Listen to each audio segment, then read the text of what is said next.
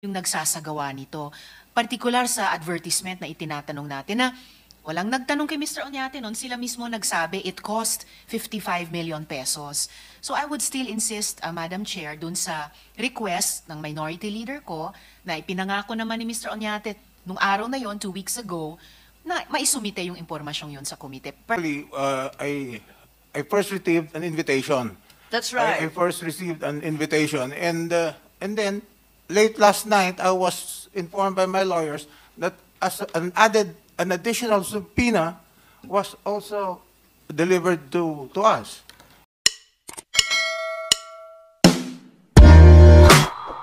Have no cost of printing. We, until today, don't have the list of donors from the advertisement. I think Senator Antiveros, this was the request of Minority Leader that it be submitted in the afternoon at 2 p.m. We are now 2 weeks down the road and we're still not in receipt of the list of donors, the proof of payment Madam of the Chair. donor's tax, and yes. Madam Chair, that means the request of Minority Leader Coco Pimentel to Mr. Oñate, if I Yes. remember correctly, still has not been honored. And I remember Mr. Oñate said ibibigay po nila sa chair yung araw na yon mismo. Yes, that's right. I think we had a 2 o'clock deadline, but we have as yet not received anything. Mr. Oñate is here. Perhaps you can reply to the Yes, question please. of Senator I have all Ontiveros. intents of honor. Yes, please, Mr. Oñate, please. Madam Chair, if I may, yeah, just I one want- quick. I'm sorry, I think I Mr. really want- Oñate would like to reply, Attorney. I had all intention of fulfilling what I said. I think I told you that we will submit the list of the donors with my lawyers. But you know, I obeyed what Senator Chis mentioned here, that maybe you might want to consult your contributors, which I did. I did consult them over the last many days, and they didn't want to reveal their names. They didn't want their names divulged or revealed. Yes, to reiterate the statement The of reason Senate- that they gave me Yes, is sorry. that they are concerned with their privacy, they are concerned with their security. But there's no issue of security or privacy. I think it's a matter of pride that as a committed citizen, you are advocating constitutional change. As Senator Chis said, it should be an Yes, an they activity are. that you take pride in honoring. They support constitutional change, but they are also concerned about their security and their privacy. And I think maybe they thought about it. Maybe they deemed it more important that their security, their privacy, and their family is higher than their concern about people's initiative. Madam Chair. Yes, Senator Antiveros, please. Madam Chair, to what the Chair has said, kahit po lahat ng kandidato, kasama po tayo, pagkatapos ng bawat eleksyon, nagsusumite po tayo ng SOSE natin sa COMELEC din. And a people's initiative, if properly implemented, na yun pong tinatanong nitong ating investigasyon, ay isang katulad din na constitutional process. At kailangan may transparency and accountability yung nagsasagawa nito. Partikular sa advertisement na itinatanong natin na walang nagtanong kay Mr. Oñate noon, sila mismo nagsabi it cost 55 million pesos. So I would still insist, Madam Chair, dun sa request ng minority leader ko na ipinangako naman ni Mr. Oñate nung araw na yon, 2 weeks ago, na maisumite yung impormasyong yun sa komite. Perhaps, Madam Chair, upon the advice of our legal, the Chair could explore the issuance of a subpoena duces tecum, Madam Chair. Since we had not received the required documents, the truth is that a subpoena has been issued by this committee of its own volition, and I assume that your lawyers are in receipt of the subpoena requiring the following documents. First, the actual cost of printing of the signature forms, as mentioned earlier, aforementioned as well, the list of donors and friends of Mr. Oñate, and the proof of payment of donor's tax, and finally, the invoice and official receipt for the payment of the advertisement EDSA Puera. I think these were the requested documents in the subpoena that was served, I believe, last night. Is that correct, or last evening?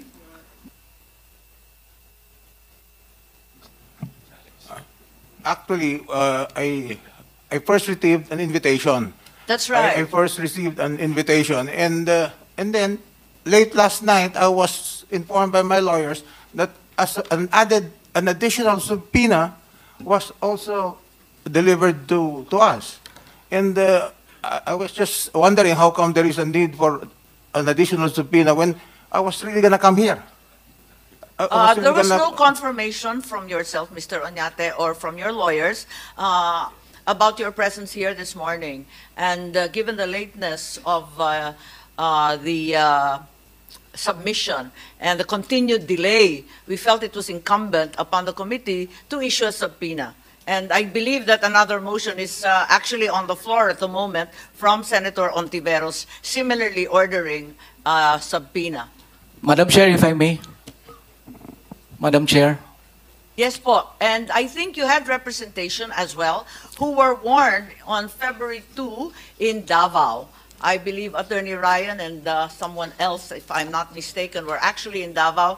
And again, the chair, who is not famous for patience, was very, very patiently reminding you time and again to please submit the requested documents.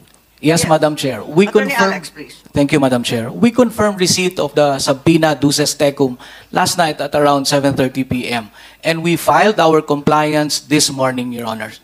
And in our compliance, it Are you telling us requires that we're in fact already in receipt of the documents requested by Minority Leader Pimentel? some of the documents are there, Your Honor, and it requires an explanation. And Mr.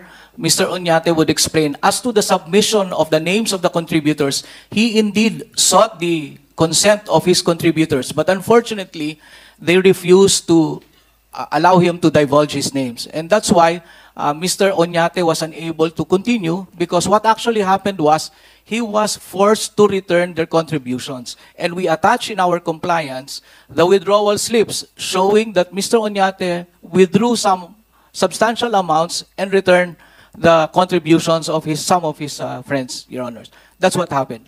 Ang sinasabi mo, palibhasa hindi kayo makapag-produce ng mga donor, withdraw na lamang yung pera at sinoli na lang ng solo ni Mr. Turn Oñate. their Ganun po ba yung contributions, nangyari? Madam Senator. Madam Chair. Parang nalalabuan po ako. Madam Ano ba Chair. nangyari? Paliwanag po natin. Si Senator Binay mukhang nalilito rin po. Hindi, Madam Chair, siguro magandang tanongin yung BIR. Sa ganitong transaction, wala pa ba yung BIR? Okay. Madam Chair. Yes po, I think there's a question muna. Mr. Oñate, tama po ba yung pagkaintindi namin na palibhasa wala yung mga donor o hindi kayo pinayagan na ibigay yung pangalan nila, sinagot na lang ninyo. So withdraw ninyo yung kalahati ng 55 at kayo na rin ang sumagot nun. Tama nga po ba? Yes, that's what I did. Kasi nahihilo po ako sa billing statement, hindi po tugma dun sa sinabi ninyo. Ang sabi po ninyo, ang halaga ng TV ad nasa 55 million. Ang unang pagkaintindi namin, 27.5 Yeah, million. I think I withdrew a little bit more than that. Yeah. Okay. Pero, ang nalilito ako po rito, dahil yung billing statement ng Ghana, nasa 211 million 935 million, tama ba to? 786. Ba't lumobo to? Yung 55 million na dapat 27.5 million lamang, ngayon lumaki pa sa 211 million at higit. Yes Madam po. Chair, that's a very sharp observation. But let me explain. The quotation there, the 211 million plus, was a quotation for an 8-week TV ad campaign. And what Mr. Oñate paid, that 55 million represents payment for only 2 weeks, Madam Chair. You know, unang na-raise na amount, 55 million. That was good for 2 weeks. But unfortunately, it aired only for a few days. Thank you, Madam Chair. This looks like a bill. Parang bayad na to eh. No, Madam Chair, hindi pa po yan bayad. That is a quotation. That is a quotation sent by invoice, Madam Chair. In fact, Meron ba kayong official receipt, voucher, resibo na tumutugma doon sa 55 milyones? Madam Chair, we already requested Mr. Greg Garcia, our advertising guy, the creative firm, to submit so that we can comply an official receipt or a sales invoice as to the 55 million. We will submit that as soon as possible, Madam Chair. Madam Yes, Chair. maybe urge Mr. Greg Garcia, who's a Yeah, siguro friend just to to share, many of Madam us, Chair. to come and also attend or make a deposition so that we can get clarity on this matter. Yes, Yeah, Senator siguro Binay, just to please. share, Madam Chair, lahat naman tayo, nung tumatakbo tayo, alam natin yung proseso kung paano mag-book ng ad sa mga TV station. So, nagtataka lang ako na it's been almost a month. Kayo yung client, wala kayong kopya ng OR, ng placements nyo. So, nakakaduda na bakit na kay Mr. Garcia yung copy. Yun lang po, Madam Chair. Tama, Madam hindi naman Chair. niya tataguin yun eh. Binayaran siya. Ba't siya magtatago ng resibo? Yes, Dapat Madam yung Chair. nagbayad ng Madam may Chair. resibo, di ba? Hindi niya po itatago. We already spoke with Mr. Garcia and he told us that he will submit the invoice for the 55 million. That represents only for the 2 weeks TV ad campaign. For the Madam Chair. information of the members, we actually invited Greg Garcia through PIRMA to attend and help us clarify the situation. And the floor goes back to Senator Risa, who actually had questions pending. Sorry. It's all right, thank you, Madam Chair. Itanong ko lang kay Mr. Oñate kasi sabi nila, nag-withdraw kayo ng higit 27.5 million pesos para i-reimburse yung mga ibang donors nyo na ayaw yung pangalanan sa komite. A little more than 27.5 million pesos. Magkano exactly ang winidraw nyo? I think I withdrew 28 million Kailan nyo po winidraw yung 28 million? last week. Anong araw po last week? At saang bangko po ninyo i-withdraw yung 28 million? I think the withdrawal slips have been submitted to the committee, Your So Honor. since sinabit nyo po sa komite, can you tell the committee verbally this time, anong withdrawal slip ang sinabmit nyo ng aling bangko on which day last week for the amount of 28 million pesos? Galing po yun sa tatlong account ko sa February 8 po. I withdrew the money from my personal bank accounts from 3 banks. February 8, from which BDO, banks po? BPI, and Union Bank. And yung tatlong withdrawal slips po ay nagtototal na 28 million pesos. Yes, Your Honor. Can we ask the COMSEC, Madam Chair, to confirm that those were the 3 withdrawal slips from BDO, BPI, and Union Bank? Union Bank, yeah. Yes, totaling 28 Attorney million Alberto, pesos on please. February 8. Yes, we are providing the members with copies. Yes, ma'am. Yes, Attorney Alberto, please. Annex A, 6 million from BPI.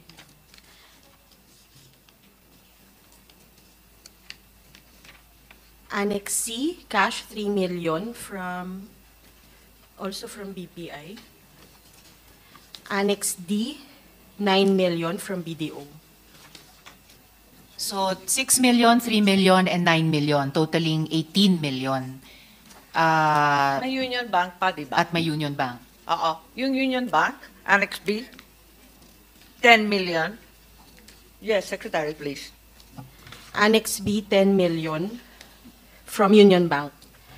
So now totaling 28 million, Madam Chair. So the arithmetic tallies correctly, pero kulang pa rin yung impormasyon na hiningi ng komite 2 weeks ago to know who these donors were. And I think that's an important issue that remains unresolved, Madam Chair, and must be answered by the resource person before this investigation is concluded. Thank you, Madam Chair. Yes, Mr. Oñate wanted to... Yeah, for additional information of the committee, our contributors were also invoking their right to privacy. Madam Chair, ang sa akin Yes. lang, Mr. Oñate, nung pumasok sila sa ganitong advocacy, hindi pa dapat ready na sila and proud to say na ipinaglalaban nila itong charter change, itong People's Initiative. So parang nakakagulat na all of a sudden, parang hindi na sila naniniwala dun sa advocacy na pinondohan nila. Parang ganun na ho yung dumadating. So, kumbaga parang nabawasan na yung supporter nyo pagdating dito sa People's Initiative. Naniniwala po sila pero concerned po sila sa kanilang privacy at security. Madam Chair, bakit po sila concerned sa kanilang security? Ano bang banta sa security nila? Because I think right now there is a little bit of a controversy. There are anti People's Initiative. There are pro People's Initiative. They just didn't want to get into this fray, so they decided that they didn't want their names revealed. Okay, yes, Mr. Oñate, pero parang nalilito ako dahil biglang nag-atrasa nung hiningi na yung resibo. Ba't naman nagkaganon? Hindi naman kami interesado sa kanilang kinikita, hindi naman kami nakikialam sa negosyo nila. Aalamin lang natin kung sino yung mga donor. Bagay na kailangan ipagmalaki, hindi naman ikahihiya. So, you are saying therefore, since they all opted out, kayo na lang ang sumagot. Tama po ba yun? Kasi nakakalito to dahil, strictly speaking, you cannot really invoke the right of other people, no? Dapat sila mag-invoke ng security and privacy concerns nila. Pero palibasa, hindi nga sila nagpapakita, wala tayong pangalan, hindi natin makumpleto yung diskusyon. Yes, because I think they know that they will be required to pay the BIR and all that, because some of the people, But some of these contributors, they have actually contributed also to other. yes, you were saying that they've actually been contributing to other political efforts. Sanay na sila sa politika. And they were bakit biglaan sila never nagtataka? required to go to the BIR to pay donors tax. Tagal na po yung donors tax. Laki-laki nga dati, 20%. Liniitan na nga namin sa 10. Kaya nagtataka ako, Madam bakit Chair. gulatan? Madam Chair, if I may, please don't worry, this does not end here. We are still continuously, Mr. Oñate is still continuously trying to talk to these people, but unfortunately, the time is limited. But mahaba pa naman yung panahon, and please allow Mr. Oñate more time to speak with these people, and maybe later on, they will have enough courage to mention their names and perhaps even appear in the investigation. Thank you, Madam Chair. Thank you, but in the meantime, Mr. Oñate has paid for their share. So binuuna ninyo yung 55 million, sinagot na lang ninyo in the meantime. So, eto nga, hinihingi rin natin, narito na yung BIR, si Attorney Tibaya ng BIR, na hinihinga ni Senator Binay at ng Chair nung proof of payment ng donor's tax at iba pang dokumento na kinakailangan sa kada donasyon. Madam Chair, siguro maganda din malaman kay Attorney Tibayan, ano ba yung proseso dun sa pagbabayad ng donor's tax? For example, itong transaction na to nangyari, January ba to? Or January, no? Yung placement ng ad? Or December? Kailan ba dapat nagbabayad ng donor's tax? Within a month after or 3 months after? And how much do they need to pay? Good morning po, Madam Chair. So pag donor's tax po, 30 days po yan. Tapos 6% po. Unfortunately, Madam Chair, yung sa request nyo po kasi, the donor's tax, it's tax on the donation due on the donor. So sa system po namin, we try to extract the information hinihingi po. Unfortunately, ma'am, pag hindi namin alam yung donor, hindi rin po namin mahanap yung info. Kasi opo. Question. Katulad Hindi ba nito- kailangan rin ninyo ng resibo o invoice or ipapakita na nag-donate? May donor's tax return lang po kasi voluntary payment po tayo. So pag final po yun, with the amount. Yun na nga, kasi hindi pa rin nagpapakita ng resibong maayos eh. Hindi, Madam Chair, kasi di ba nangyari nga, kailan ho nakolekta itong 27 million, Mr. Oñate? Kailan ho sila nag-donate? These were contributions by our supporters. Kailan po? Kailan ho kayo nakatanggap ng actual cash from them? The past 3 weeks before we launched the People's Initiative Anong Movement. month? Or baka si Attorney Avisado can answer. Ma'am, we launched the TV ad January 2. So we presume it was January. We started it January 2. So it was first week of January, so 3 weeks prior to first week So of January. technically, Madam anong Chair. treatment ng BIR ngayon? Supposed to be January nag-donate. So dapat February magbabayad na Opo, sila, 30 di days ba? po. Yes po. 30 days after. Pero ngayon kasi parang binabawi na. So si Mr. Oñate na lang yung kailangan magbayad ng donor's tax. When you see binawi po, parang... Oo, kasi nalilito ako dito. Kasi kung isang buwan, lampas na ng 30 days yung February 8, hindi po ba? Kasi December pa yun nilunsad. So, kung December pa yun, February 8 inatras, lampas na po tayo ng isang buwan. So, labag na tayo dun sa 30-day deadline. Yeah. Kahit binayaran pa ng iba. at withdraw. Madam 30 Chair. days po yung Yes po. So, Mr. Oñate, handa po ba kayong bayaran yung donor's tax ng buong 55 million pesos na yan? Well, you know, I just want the committee to know that I have been a political operator for the past 30 plus years. Mr. And, Oñate, yeah, wag na po yeah, natin I will come to that. I will come talakayin to that. yung Let me 30 explain. years. Let me No, explain, Mr. please. Oñate, do not please So, argue what- with the members of the committee. Ang tinatanong ko lang po, kasi sabi kanina ni Attorney Abisado, no, you are requesting for more time. Actually po, nabigyan na po kayo ng 2 linggo kalahating buwan nitong komite para humingi ng simpleng mga impormasyon. Ngayon, we are giving you the benefit of the doubt na totoong sinasabi ninyo na ibinayad nyo na lang yung kalahati ng 55 million pesos. Gusto ko pang That is sundin, correct. excuse me Mr. Oñate, gusto pong sundin, Madam Chair, yung line of questioning ni Senator Nancy. So kung yung tax due 1 month later, ay ngayon sinasalo nyo na lahat, handa po ba kayong bayaran yung buong donor's tax ng 55 million pesos at the rate of 6%? Madam Chair, if I may, that is a legal question, and No, with Madam the- Chair, and I was asking Mr. Oñate, not the good attorney. Yeah, It is ma'am. not a legal question po. It is a matter of fact. Facts po yung tinatanong ng komite. Your- Iniiba-iba nyo yung mga sequence of events or yung events na nag-transpire. We are giving you the benefit of the doubt. Tinatanong ko lang po, a non-legal question, kung handa si Mr. Oñate, bayaran ang 6% donor's tax of 55 million pesos dun sa ad na iyan, Madam Yes, ma'am. Chair. Yes, ma'am. If, before he can answer, may we ask also, with all due respect to the BIR official, if the contribution was returned, is there still a taxable transaction? If there is, then Mr. Oñate will pay for it. But if there's none, baka wala na rin po. Thank you, Then Madam Chair. actually, question lang ha, kasi di ba on record, it's your law office who's the client of the network. Tama po ba? Kasi kayo yung nag-place ng ad eh. Yes, ma'am, we So placed the ad. technically, the burden to pay BIR is also with your law office. Tama ba BIR? It depends po kung anong tax ang babayaran. Since donation po siya, donor, dapat Eh, si donor po yung nagbayad po ng... Actually, magulo nga yung transaction eh. Kasi parang nakakuha ng pera si Mr. Oñate, binigay niya sa law office. Hindi, binigay daw in cash.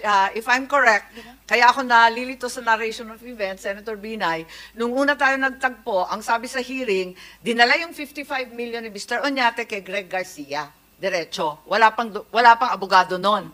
Kaya lang hindi mabuo ng pirma at ni Mr. Oñate yung documentary requirements, kaya ang Ghana Law Office ang siyang nagpirma at nagbigay ng documentary requirements. Tama po ba yun? That's according to the transcript, Attorney And Abisado. Madam Chair. I would assume yung OR ng network, nakapangalan po sa law office. Yes, Madam Chair. What happened was we engaged the services of Mr. Greg Garcia. He is an advertising guru. If you want to sell a product, we have a campaign. We engaged him. And then, kami ho yung client ni Mr. Pero Garcia. Attorney Abisado, pinag-uusapan lang ho natin yung dokumento. You submitted to the committee, a billing statement. Kayo yung client eh. Yes po. Wala naman ho nakasulat na Greg Garcia dito. And Yes I po. would assume you signed the contract with the networks. Tama po ba? Yes po. And then, di sa inyo ho nga yung OR. So, Yes, ma'am. Ang sinasabi lang ho namin, when we received the billing, we forwarded it to Mr. Oñate, and it was Mr. Oñate who paid it in cash, as he testified during the last hearing. He paid it in cash to Mr. Greg Garcia. And I'm sure Mr. Greg Garcia will also confirm that, Madam Chair. Thank you. Yes, babalikan ko lang yung BIR. Dahil kasi, yung date ng billing statement, December 29. So yung 30 days, dapat katapusan ng January, hindi po ba? Kung ganon, yung pag-atras ng mga donor nung February 8, huli na. Due yung donor's tax as early as February, hindi po, as early as January, di ba? Depende po actually sa intention eh. Kasi po, ang pwede rin pong possible na nangyari is nag-donate, and then pag-return po ang term kasi, pag ni-return, way after, parang lumalabas, nag-donate back. So pwede rin pong Kahit lampas pag na yung in-accept na po kasi kahit ng una. lampas na yung 30-day period. Opo, in-accept po ba yung donation initially? May Inaccept, acceptance binayad po. na sa iba eh. So, Binayad na nga sa TV eh. yes po. So may donation na po Nag-airing yun. na nga sila eh. Yes, opo. So, kung Ang BIR lang ang hindi sinabihan. Opo, nag-donation na po. Meron na pong, perfected na yung contract, okay na. Dapat may bayaran na po yung donor's tax doon within 30 days. Ngayon, yung intention na ibalik, parang lumalabas, they donated it back. That's right. So, So parang, ano nangyari? May donor's tax po ulit Dalawang yun. donation. Ikalawang donor's tax na to. Opo, kasi in-accept po nila eh. Tapos, 6%, tapos may, ikalawang 6%, may penalties pa kasi late payment. yes po. Tanggap po ba ninyo yon? We disagree po, but we respect the opinion of the good official from the BIR. If there are, like what we said, if there are taxable consequences, I'm sure Mr. Oñate is very much willing to settle and pay for it. Thank you.